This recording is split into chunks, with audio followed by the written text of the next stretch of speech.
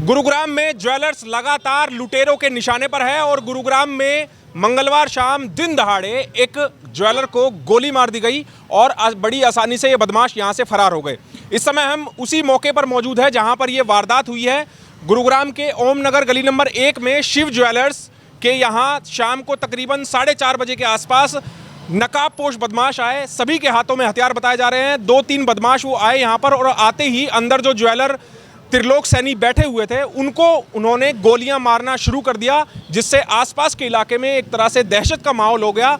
कहीं ना कहीं अब सुरक्षा व्यवस्था पर ज़रूर सवाल उठ रहे हैं, क्योंकि बीते कुछ दिनों में गुरुग्राम के ज्वेलर्स लुटेरों के निशाने पर है। चाहे सदर बाजार की बात कर ले, जहां पर चोरनियां ज्वेलर्स के यहां धावा बोल रही हैं। इसके अलावा पालम विहार इलाके में कुछ दिन पहले फायरिंग हुई थी ज्वेलर्स पर।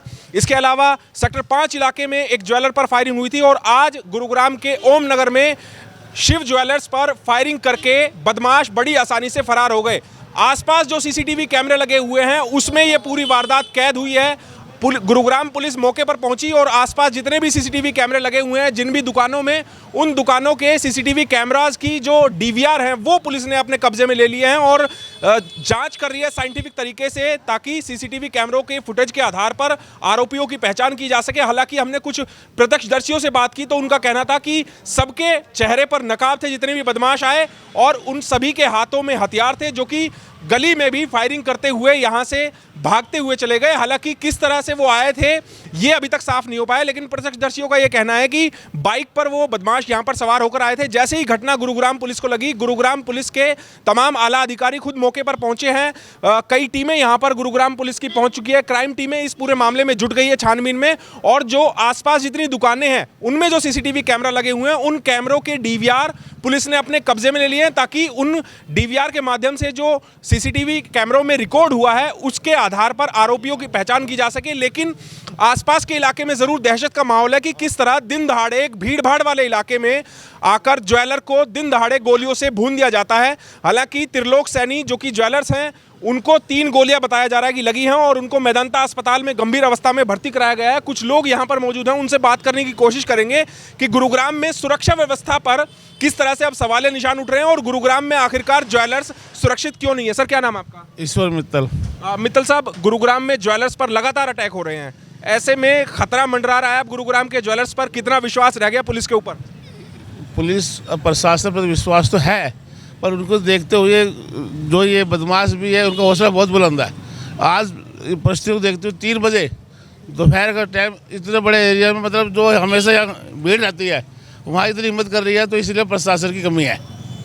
प्रशासन में बहुत कमी है, इतना इनका हौसला बुलंद है। दिन दहाड़े 3 बजे और एक ऐसे एरिया में अपना पूरी तरीके से आते हैं और काम करके चले जावे है, तो इसलिए प्रशासन की कमी तो है ही है। पिछले कुछ दिनों में लगभग 5वीं-6ठी वारदात है ज्वेलर्स के खिलाफ। ऐसे में ज्वेलर्स के अंदर डर है कि कभी चोर उचक्के, कभी इस तरह से लुटेरे, कभी हथियारबंद बदमाश गोलियां मार देते हैं। बाजार में भी 2 दफ़े, एक श्री राम ज्वेलर्स पे, एक डब्बू जेबी ज्वेलर्स पे भी औरतें ने किसी ने उनका सामान भी उठाया, और हर तरह से मतलब के नाम है दुकानदार पिसता जा रहा है। या प्रशासन में कमी है या हमारी एकता में कमी है, मतलब कमी है। हमें इसके बारे में जागरूक होना चाहिए। बदमाशों में के भी हौसले बुलंद है, पुलिस का खौफ बिल्कुल नहीं रह गया। प्रशासन बदमाशों का इसलिए हौसला बुलंद है कि पुलिस से डरती नहीं। अगर पुलिस का खौफ होता तो दिन दहाड़े ऐसा काम हो जाता। अगर मामूली सा भी प्रशासन का खौफ होता तो इतना दिन दहाड़े काम होता ही नहीं। तो कहीं ना कहीं तो कमी है ही। तो मित्तल साहब की बात बिल्कुल सही है कि अगर पुलिस का खौफ बदमाशों के अंदर होता तो इस तरह दिन दहाड़े किसी को गोलियों से नहीं भुना जाता। कुछ और लोगों से हमने प्रत्यक्षदर्शियों से बातचीत की है, उनका क्या कहना है वो भी जरा आप सुनिए। साल का छोरा था, ज्यादा उम्र का नहीं था भाई, और वो भाजा वो 20 का था।